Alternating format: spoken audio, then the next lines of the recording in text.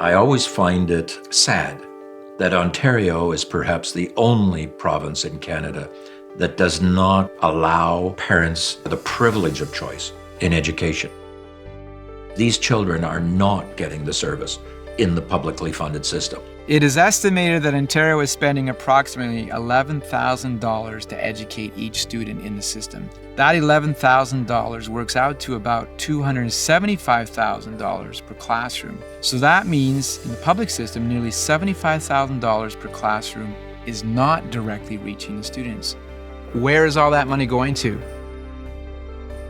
Our school is doing it for half the cost. Does that mean students are getting less? No. Actually, our testing consistently shows that students are exceeding the Canadian norms. Well, Nolan, at his old school, was starting to experience a lot of difficulties with his learning. He was a very active little boy, and he wasn't coping very well in the school setting that he was in. We wanted to bridge the gap for our son between school and the life that he was living outside. The reality is there's a lot of students falling through the cracks.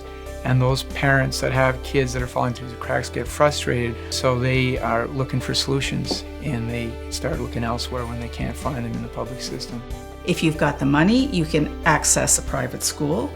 You can access tutoring, counseling. However, if you don't have the income, you can't get into the neighborhoods where maybe those schools that you'd like your child to be in are located, because the boundaries in most of Ontario are strictly enforced. You can't afford to move into that neighborhood, your child can't go to that school. When it comes to other kids that maybe can't afford to take their children and put them into a private facility, I'd like to be able to see that happen with funding, with taking your own tax dollars and putting it towards the type of school that you want to have your child attending, rather than putting it into one basket and maybe having it mismanaged for your child.